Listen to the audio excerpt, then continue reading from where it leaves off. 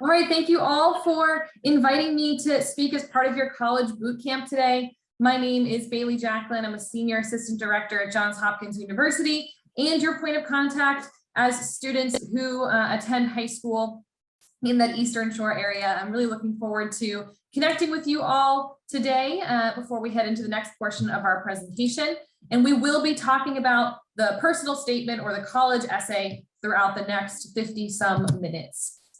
To give you a sense of where we're going to be headed, we're going to start first with holistic admissions review in general, so you know where the essay fits in the context of everything else that goes into the application process for how a school like Hopkins reviews applications.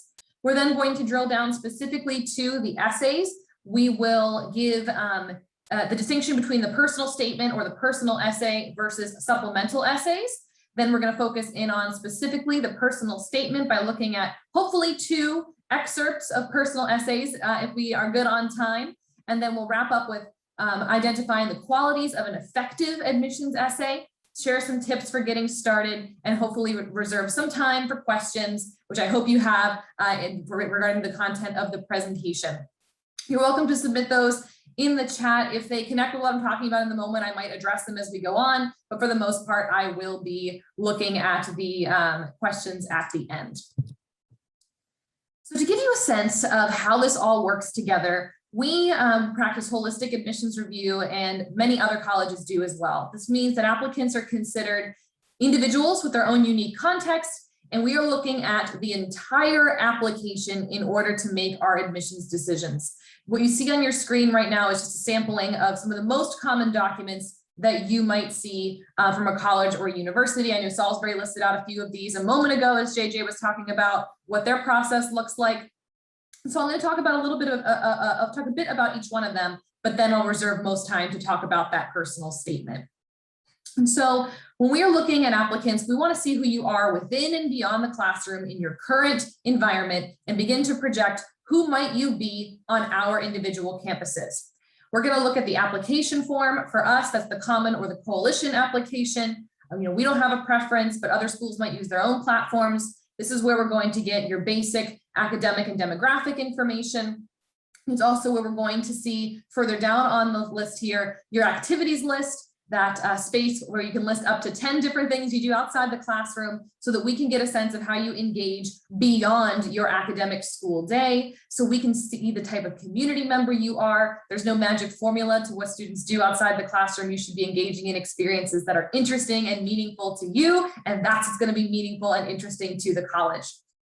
We're going to be looking at your academic information. Academics, in our process specifically, will always come first. We receive more academically qualified applicants than we have space for. So we want to make sure our students are going to do well if they come to our campus. And by that, we're going to look at your official transcripts from your own specific high school. That context is really important to us. We're not comparing students from totally different environments in the same conversation. It really means learning what opportunities were available to you at your specific high school. What did you make of those opportunities? And how well did you perform? We look at the GPA in the context of how it's reported in your on your transcript by your school. But of course, we see applicants from schools that don't have a GPA or don't do grades at all. It all comes down to your own unique environment so that we can see how you are progressing and how you may engage in the academic environments that we offer. Standardized testing, schools may require this. Schools may have been test optional for years. Schools may be like Hopkins, where we are in this temporary test optional environment for the SAT or the ACT. For us, if a student wants to submit that score because they feel it's additive to their application, you're welcome to do so. That will help us understand your academic skill set if you are interested. But being test optional in this period as well, students who do not have or do not wish to submit a score are at no disadvantage. As you can see on the screen, we've got a lot more to look at to be able to assess what we call your academic character. We take letters of recommendation from those who know you best in your own academic communities to get a sense, a new perspective of how you are engaging in an academic and social space that we don't get just from looking at your transcript. Your counselor letter and school profile give us more of that school context, give us a bird's eye view of you and your school community. Teacher letters of recommendation address how you engage in an academic space, no matter what that academic space has looked like over the last few years. We know things have changed time and time again, and we take that context into consideration. Broadly, we're looking to see, are you collaborative? Do you ask questions? Do you self-advocate? And then finally, in our admissions process, we want to hear from you yourself, whereas so many other parts of the application are speaking for you. This comes down to 2 essays that we require at Hopkins. Other institutions might be totally different. We require the personal statement, which is the focus of our conversation today, and a supplemental essay. These are spaces where you're able to show your personality. You are able to speak directly to the admissions committee and really highlight who you are in a way that we really don't get from the rest of the application. It's important that I say here that essays are not the be all end all of the admissions process. There are so much else that goes into this. We don't want you to be placing an inordinate amount of stress on this one particular facet when so much is also important.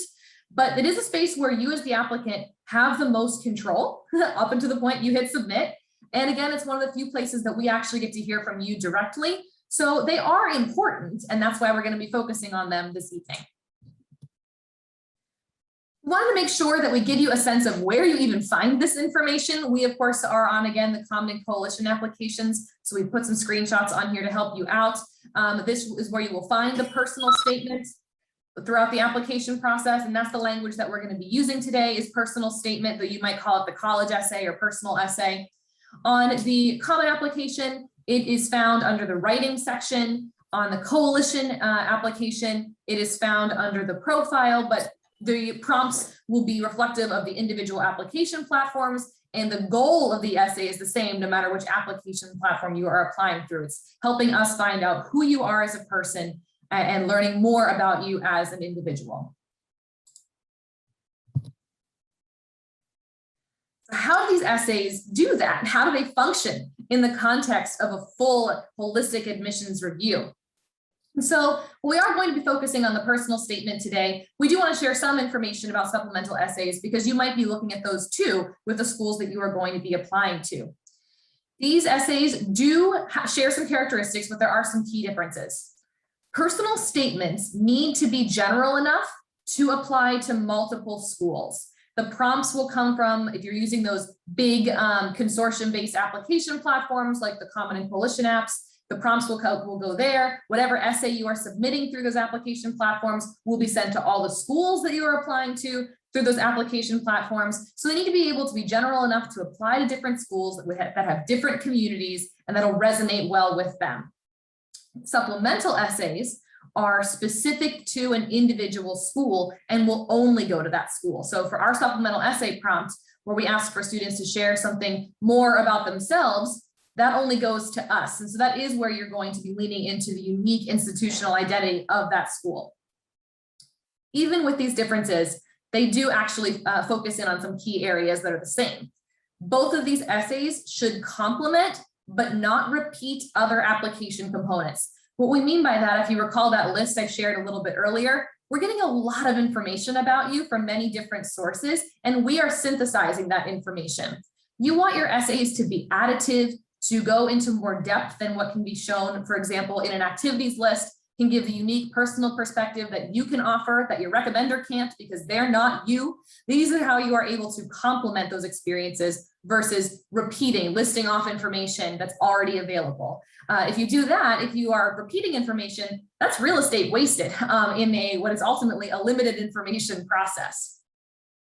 The essay really does give a window into who you are and how you are going to contribute to the campus community. We get a sense of how you engage academically from the academic pieces of the application. We can see or begin to see rather how you might engage in our student organizations or in our communities from the activities list. But hearing your voice, sharing your own unique perspectives in those essays are going to help us understand who you're going to be on our campus. Especially a place like Hopkins, where we have more applicants that we know are going to do well academically, it's about your match for our institutional identity, and that comes through in your essays.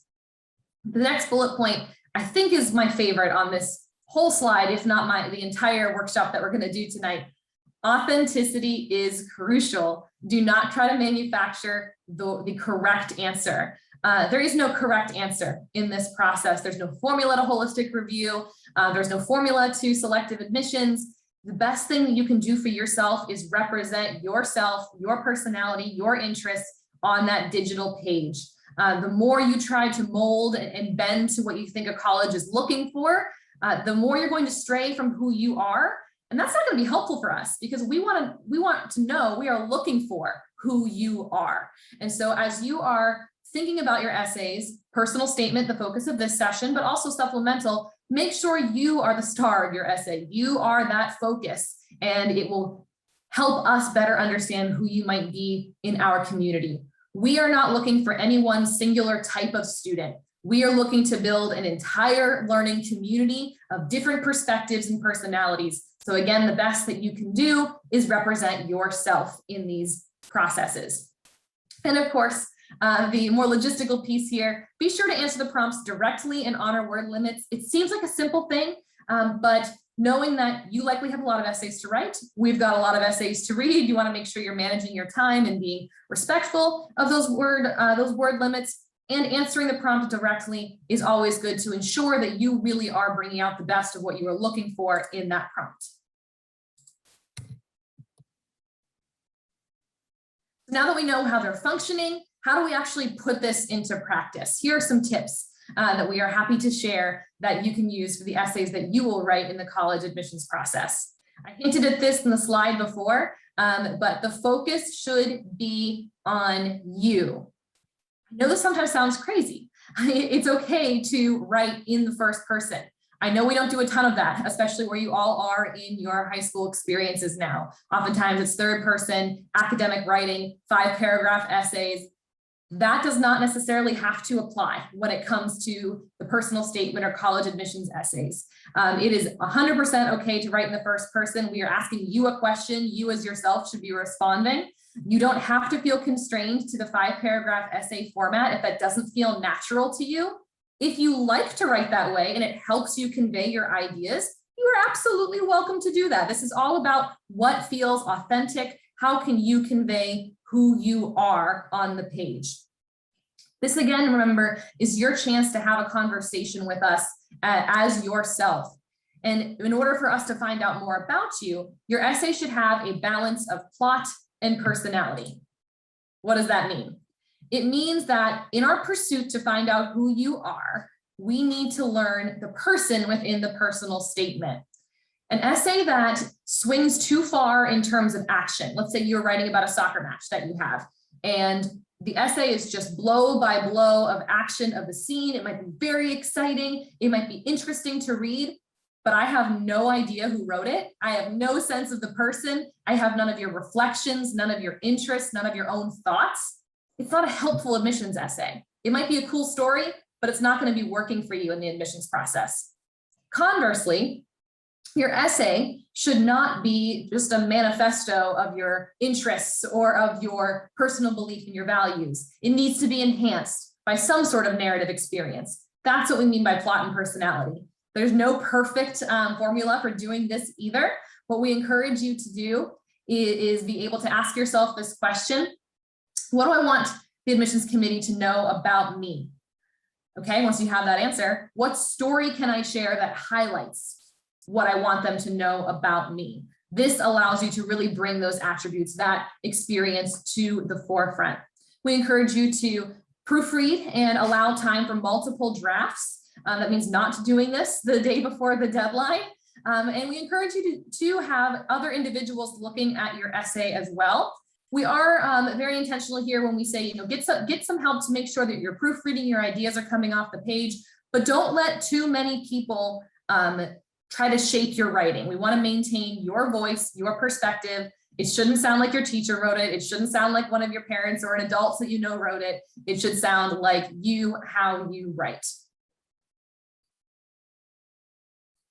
I think a lot of times students also think about, what should I write about? This all sounds great. I'll be the focus of the essay, but what topic should I pick? You should pick a topic that, again, is interesting to you, that you feel highlights those attributes, those experiences that are positive, that demonstrate what you would show and bring to a college community. But you should also think about who your audience is and choose topics accordingly. This is a human process. There are real people on the other sides of those screens. And so you want to make sure you're going into this with respect to that in mind. You should be yourself, but be appropriate. A great way of asking that question or thinking about it is, would you be comfortable for a parent or a teacher to read your essay out loud in public? No, maybe not a direction that you want to take. What about writing about controversial topics like politics, religion, elements like that? You absolutely can write about these things. If they are interesting to you, it's something you're passionate about. We, again, are institutions of higher learning that value productive and civil dialogue and coming together across diverse perspectives. That is something that is important to us as a higher ed institution. But again, remember, you don't know the person on the other side of the screen. You don't know their thoughts. You don't know their perspectives.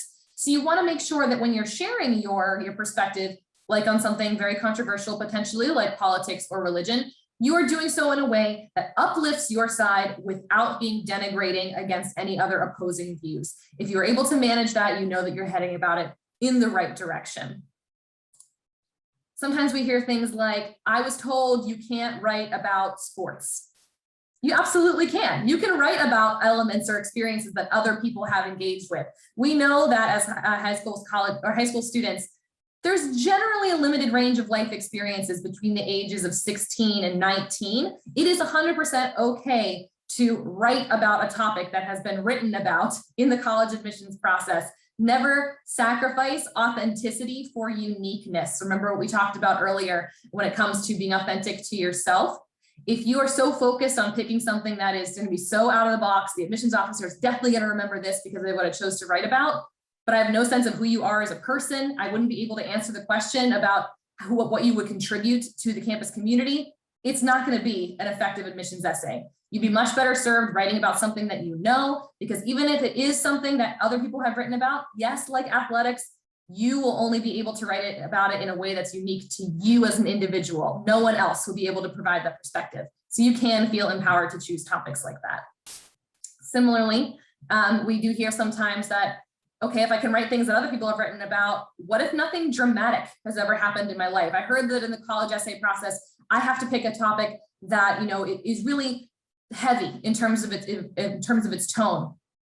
College essays, and honestly, the college process are not a contest of who had a more dramatic life experience. You never want to over dramatize an essay just to give us a hook or give us something to draw in our attention when you don't really have the weight in terms of the topic to back it up. What really important here again is remembering we're just trying to learn about you as a person. You don't have to over dramatize situations. If nothing dramatic has happened in your life, you absolutely have plenty more to write about. Similarly, if something has happened dramatically in your life, you do not feel that you have to write about it if it's something you're not comfortable sharing. You can write about many other things in your essay. You are in control of that storytelling. We're going to now start to see some of this in action. I am going to share 2 personal statement excerpts. So these are not full personal statements. They are sections of them. I'm going to read them out loud, and then I'm going to pause at a couple sections within them to show what is working and what might need to be helped out a bit if we were reviewing these as drafts. I'm going to take a swig of water first. You're about to hear my voice a lot. So here's the first excerpt. We're going to pause after part 1, and then we're going to have a little chat, and then we'll continue onward. Her heart monitor flatlined. My heart stopped as the room around me melted into a blur of the emergency crew trying to revive her. All I could think about was how young she was. It was the first day that I was allowed to oversee a chemotherapy treatment during my summer internship in the cancer ward of Hastings Hospital.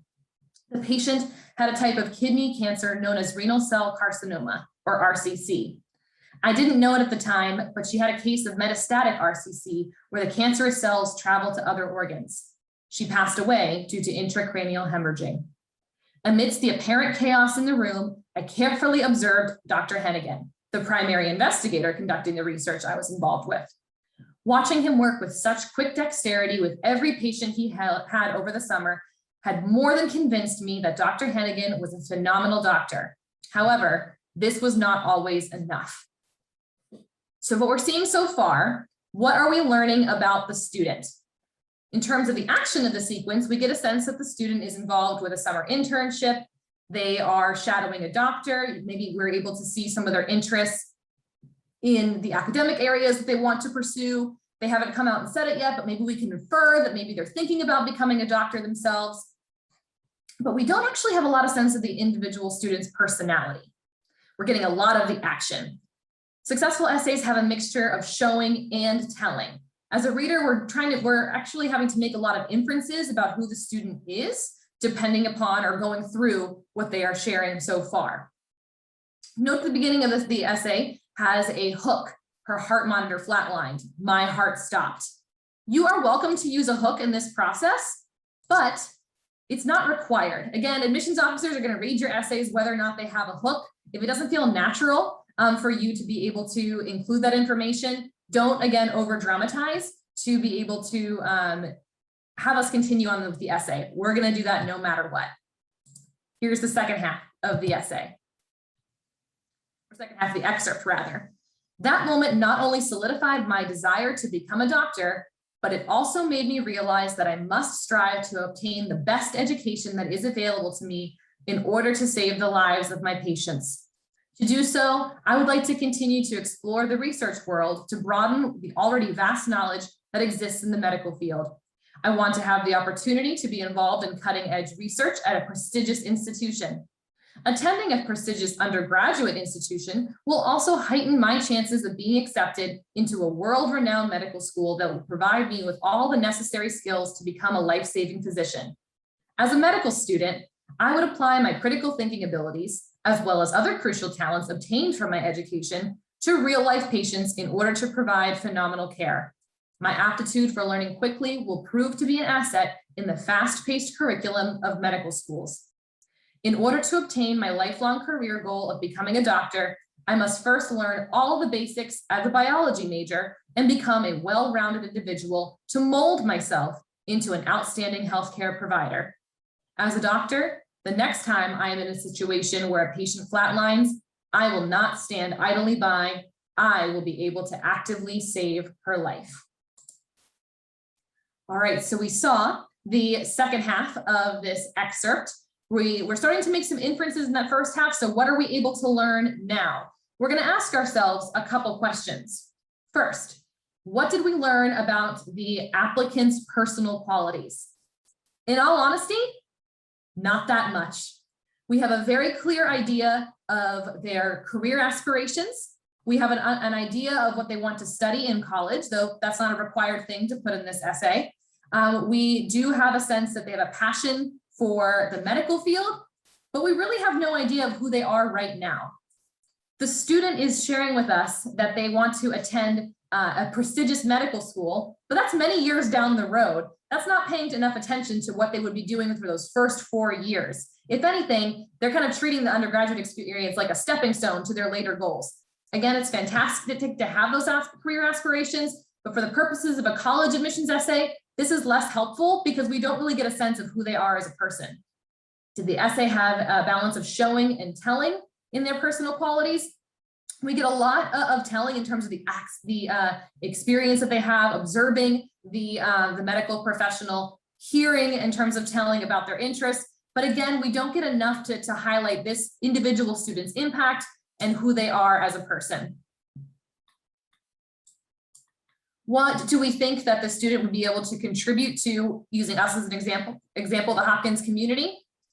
It's really hard to say from this essay alone. Of course, in the college admissions process, we're not looking at essays in a vacuum. We'd have all the rest of the application to be able to look. We might be able to infer from this essay that they would want to do research at our institution. But even then, this is a light inference. It doesn't give us a great sense of who this student is, what attributes we can pull forth from this essay, other than they're interested in medicine and had a shadowing experience. We're now going to read another essay excerpt. Again, not a full essay, just a selection or a section of one. This one is in 3 parts, so I'm going to read parts 1 and 2 together, or rather read part 1 first, pause, and then read parts 2 and 3 together. And we're going to ask ourselves those exact same questions. And I did see the question in the chat about the essays, and I will answer that once we get to the end of these excerpts. There I was, hanging from the precipice, muscles trembling, fingers aching, sweat dripping onto my spotter 20 feet below. He could see I was struggling and shouted words of encouragement, but my head was pounding too loudly to make out the words. During the initial ascent, I felt strong and confident, though the intense scope of the route had begun to loosen my physical grip, as well as my grip on reality. I made it to the final hold, exhausting every drop of energy, unable to fathom lifting my arm again. The wall then became a towering mental blockade. I knew exactly where to put my hand next, yet I still didn't feel as if I had the physical means of doing so. I screamed and shot my hand up in a final attempt to finish the climb. I was only hanging on by my fingertips in sheer determination. Nevertheless, I had made it to the top. My belayer celebrated and lowered me down. Weak and exhausted, I could barely unclip myself from the harness. However, mentally, I had never felt stronger. So with this first part, we're going to ask some of those initial questions again, and then we'll read parts 2 and 3 to see if we get the answers. What are we learning from this anecdote so far? We see that the student is thriving in a collaborative setting. They are working with their spotter and their belayer in this process. We see the student is able to learn from others, taking the words of encouragement and recommendations from the others at the climbing gym. We can see the student, some evidence of them reflecting and learning from mistakes. Like the first essay, right now, these are all inferences that we're making. We're able to take the story and start to infer these qualities and apply them to the student. Remembering again, successful essays have that balance of showing and telling. We're now going to read the remainder of this personal statement excerpt to see if we get that corroborated, to see if we can make sure that the evidence is there beyond the cool story that they're sharing with us. Rock climbing is a second language to me. I grew up scaling the tallest trees I could find, desiring the highest vantage point. Growing up in the uniformly flat state of Florida, I was limited in my upward journey. Luckily, I rekindled my love for climbing in high school, and now I cannot imagine life without it. My passion for climbing is fueled by the adrenaline that pumps through my veins. At first, I was an impatient climber who would try and solve the wall before me, making split-second decisions. However, this strategy rapidly tired me out after beginning to climb. Clearly, this method wasn't going to get the job done. I had to change my mindset. Now, when I approach a wall, I first draw the problem out in my mind, using my hands to examine the holds. Like a game of chess, I lay out an intricate plan of attack. If I am completely perplexed by a wall, I converse with other pro climbers to guide me towards the best route. Every time I interact with climbers better than myself, I learn a new technique and create new bonds. Being part of the rock climbing community has helped me develop my social skills.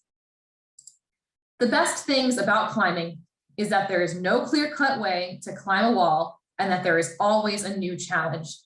My climbing partners say that I take the most unorthodox routes when climbing, but ironically, they're the most natural and comfortable paths for me. I get lost in the walls and climb for hours as time becomes irrelevant. I think of nothing else but reaching the last hold, and I forget all my worries. Even when my friends beg to go home from fatigue, I insist on attempting another route. I don't feel I've had a sufficient climbing session until my forearms are pulsing and my skin on my fingertips are raw. Patience, collaboration, and determination are all needed when climbing a wall, like in any field of research. I no longer say I can't do something, instead approaching challenges with the utmost confidence. If one plan falls short, I reassess and approach the wall from another angle. I am comfortable making decisions, even when I don't know what the outcome may be. Through this life-changing sport, I have strengthened not only my body, but also my mind, learning the beauty of problem solving. We're going to ask the same 3 questions that we did for the previous essay excerpt. First, did we learn about the applicant's personal qualities? And the answer that we feel from the admissions office perspective is yes. We are getting the examples, the story to highlight determination, collaboration in talking with the other climbers, changing their perspective, whenever they learned that their previous method of climbing wasn't going to cut it. They have grown and matured. They showed the example of doing that, and they included the self-reflection, which I think is incredibly evident in this final paragraph here when they're talking about the concepts of patience, collaboration, and determination as demonstrated through their rock climbing. Did the essay do a balance of telling and showing in their personal qualities? Again, we as the admissions office would say yes. So much of the essay, yes, is talking about the act of rock climbing, but you're seeing it from multiple angles. They're tracing it from their experience as a young person, how it was an interest that they used to have, how they recognized that they had to change their mindset when approaching a rock wall, and then how that concept in and of itself became a metaphor for life, of learning to have a new perspective, of changing your mind, of reassessing, of not getting frustrated when something doesn't go your way the first time. We get that balance of showing and telling. Do we think that this student would contribute positively to the JHU community? Again, for the purposes of this exercise, looking at the essay excerpt alone as opposed to the whole application, we do get a sense that the student is a dynamic problem solver, that they have learned and grown from their previous experience.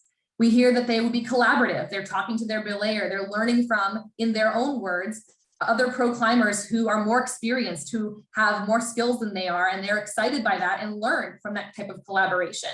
That's information that's important to us in the admissions process. It's a match for our undergraduate experience. And if we were reading this essay in the context of the full application, it would be contributing positively to the review. We're going to jump here to a summary now of effective personal statements. Well, I want to make sure as we have time to talk about those two essays, what was working and what really stood out. So in terms of these personal statements, I did see a question in the chat. Was this a high school student? So of those two essays, one of them was a real student essay, and the other was a representation of what we do see in our applicant pool. The rock climbing essay is a real student essay. That is one of a student that applied, was admitted, and chose to matriculate into Hopkins. That is a real student's essay, and you can find it and other similar essays, and I'll plug this again later before we wrap up, on Johns Hopkins Essays That Worked. It's our website on our admissions page that shows not only essays of students that were admitted, but you can read them and get a sense of how it worked for them. But most importantly, you read the admissions officer's comments, and that show you why that essay worked. The first essay about shadowing Dr. Hennigan, that was a fabrication by our admissions staff. It is heavily influenced by essays that we do receive and does demonstrate that in the context of a full admissions review, a student can write that essay and absolutely be admitted to Hopkins because the essay alone is not what's getting them into the institution. It's the full admissions review, but the essay is not serving them well in the full application process. We don't get as much of a sense of their personality and what they might contribute to the institution besides they're really interested in medicine. And so how can you do this for yourself? To summarize these things together before I have some time to answer some questions, effective personal statements are there to solidify us, our opinion as the admissions committee, to get an understanding of who you are as an applicant from the human perspective, from your voice, your personality, that we just don't get from looking at your grades and your activities. Your written sections, your written essays should be working in concert, in collaboration with the rest of the application to either underscore personality traits, areas of interest, or show us something new that you haven't been talking about in the rest of your application. And they provide for us as the admissions committee an idea of who you are as a person. What type of community member would you be on our campuses, in our labs, in our classrooms, in our surrounding communities? For that is the question that we are ultimately asking in the admissions process. What you see on your slide now are some samples of admissions personal statement prompts from the various application platforms. The first and the third are from the Common application. The second and the fourth are from the Coalition application. These are from a couple years back now. The prompts, since the applications are open, are live. You can take a look and start working on them. You can see then that they are general, they are broad, and they are designed for you to be able to really highlight those personal qualities that you have as a student. So as you are looking to dive into these, I encourage you to think, what would I be sharing? What would the person reading my essay learn about me? by this prompt that I'm seeing on my screen. Wouldn't be a great workshop if we didn't end with some real takeaways that you have to be able to put in your back pocket for when you are starting your essay or when you are editing your essay. If you already have a draft, to know if it's working well for you. Of course, I already plugged it a little bit earlier, and I'll be sure after I stop screen sharing to drop the link in here for you to Johns Hopkins essays that worked. Again, this is a fantastic resource where you can look and see real essays from students who were admitted and matriculated to Hopkins, but don't focus in solely on the topic of the essay. Don't focus in solely on the essay's style and voice. Remember, everybody has their own style and voice. Your essay should not look and sound exactly like these, especially not too much like them. That's plagiarism. Instead, it should help ground you in how others have approached the essay. You can see, oh, okay, that's the approach that they took. Read that, and then also read the admissions officer comments where we are sharing why that essay is working, and have those in the back of your mind as you go to approach your own process. We encourage you when you sit down to write the personal statement, but this would actually be applicable to other essays you might write in the college admissions process as well. Remember to think about it for any school that practices holistic review, what the other parts of your application are going to say about you. Thinking all the way back to the beginning of our conversation where we had all the different application components listed out on the slide. What am I going to say about myself with the activities list? What does my transcript say about me and my grades say about me in terms of the type of student I am? What do I think my counselor and my teachers are going to say about who I am as a person? Is there anything missing? Is there anything I haven't really explored with enough depth? Is there something different that I want the admissions office to learn about me? That could be a good direction to go for your personal statement. And I hinted at this also a little bit early in our session as well, but this is a great way to either begin your essay or use it as a way to check an essay that you've already written. We call it a quick brainstorming exercise. We ask or recommend that you think of 3 to 5 adjectives that describe you, your personality, your values, something that's important to you. Then, once you have your list, think of a personal story, remember authenticity, a true and personal story or experience that exemplifies those attributes. What is something that you've experienced that really highlights what those attributes are within yourself? You're welcome to ask a friend or family member if you get stuck. They can help you out in the brainstorming process. And then from that, start some free writing. Write 1 to 2 paragraphs for each story. We asked, do you see any common themes that emerge from them? Is one of these stories easier to write than another? Are you finding yourself hating the direction that one of them is taking and gravitating towards another? Is it clear which one of those adjectives really sparked the story or the inspiration? Why do we recommend this activity? We recommend this because by starting your essay process with these 3 to 5 adjectives, you are anchoring and grounding that essay on what an admissions officer is actually looking for. It's fantastic when we're entertained. It is, of course, fun to read a cool story, but that's, again, not the goal. The goal of this essay is for us to be able to say, this is who this person is. Collaboration, patience, determination, remembering from the rock climbing essay. If you anchor your essay on those 3 to 5 adjectives and the story is holding it up, you know that you are starting with what's most important to the admissions office. If you've already written an essay, you can actually use this as a test to see if those essays or those adjectives come forward. Write your 3 to 5 adjectives, go back to your essay. Can you find where those adjectives come through with what you've already written? If not, are there ways that you can enhance your essay to make sure that those different qualities are coming through? Doing all of this will help you get a better sense of what the admissions committee is looking for and really putting your best foot forward to represent yourself in this process. Before I hop over to any Q&A, because we've got 9 minutes before we transition to the next part of your college boot camp, I wanted to put some of our helpful links up here for you, our admissions website.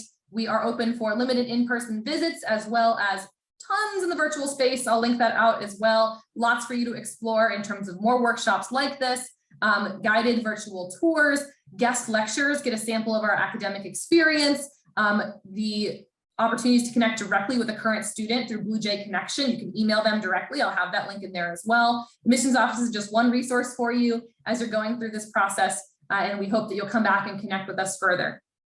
So I do have a little bit of time. I would love to take any questions that you have about the personal statement.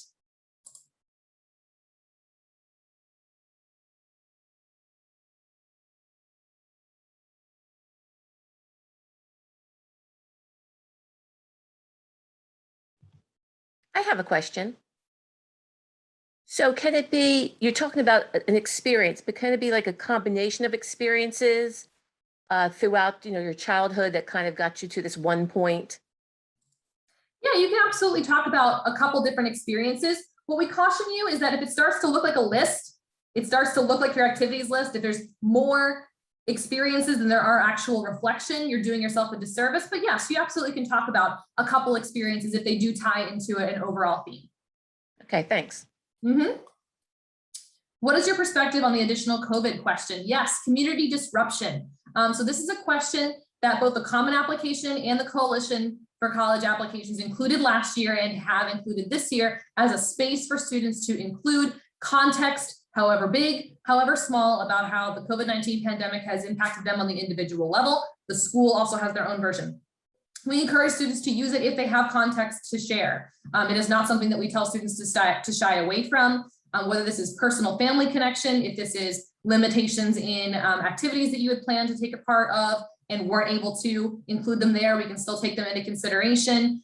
We saw students use this in a myriad of ways last year. And from the admissions officer's perspective, when holistic review is about taking your own context into consideration, having more context is always more helpful than less. And by having this COVID question there, you do not have to sacrifice another part of your application process to talk about this. You have a space for it, and then you can keep your essays for something else. You can keep additional information for something else. So yes, if you do have information to share, large or small, related to the pandemic and its personal impact on you, you are welcome and encouraged to use that section. What would usually constitute an intro? Thank you, Nora. Like the intro paragraph and how much should I introduce your topic? However you want. I know it's not helpful, but again, the point here is no formula. You write the introduction that you want to. That's why for some students who like that formula of a 5-paragraph essay, it's how you best convey your interests and how you best convey your ideas. You're welcome to do that, but there is no best practice for an intro or a conclusion. I encourage you to read as many of those essays on essays that work that you can. You will get to see very different approaches. So I encourage you to also practice, find the way that works for you. And because we're going to read that whole essay together, you don't have to have a hook to get us to read it. We're going to be looking at the information all the way through. When writing a college essay, the main focus is not the essay prompt. I don't know if that's a question. Do colleges hold into consideration the main focus plus involvement activities and volunteering? So for the purposes of this exercise, we were looking at the essays by themselves. But if this were a real admissions review, we would not be holding up 2 separate essays from 2 different students. Rather, we'd be looking at one application file from beginning to end with all the information together, and we'd be able to see how all those things work. So the essays certainly matter, but we're also looking at your activities. We're looking at your letters of recommendation. We're looking at your academics. And so while we are looking for those attributes, you should be answering the prompt to make sure that you are addressing what is asked of you. But our goal as an admissions office is not just did they answer the prompt, it's what we learn about you through the prompt. As you saw from those prompts, the Common and Coalition admissions platforms, they're all designed to bring out comments about who you are as a person. So there's many different directions you can take with those, all landing at successful essays.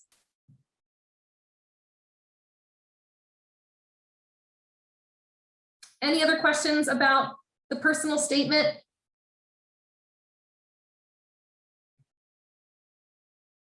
When writing an essay, is it better to write in pronouns rather than writing actual names? The question now comes to, are you divulging information that is not yours to share? I can say if an essay is fully about pronouns, it might be hard to follow as an admissions officer, especially if there's multiple actors in the scene.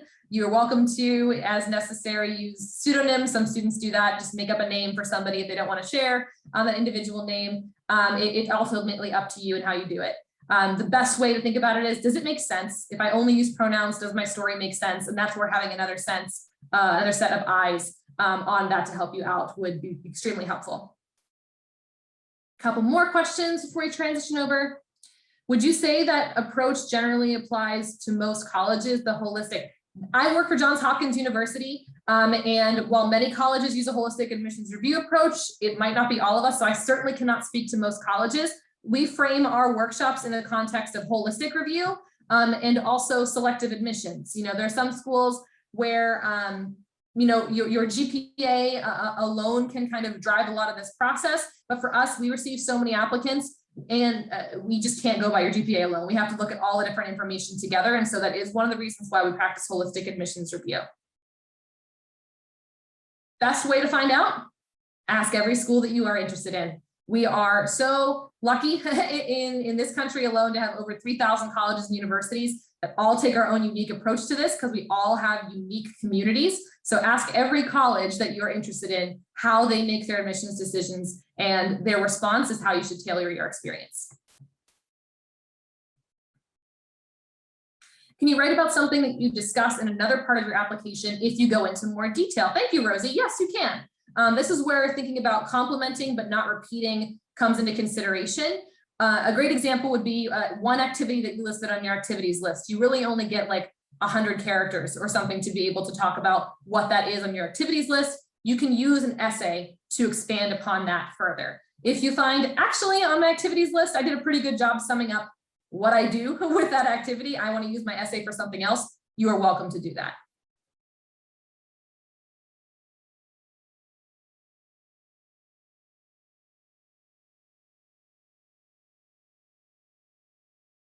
Any other questions?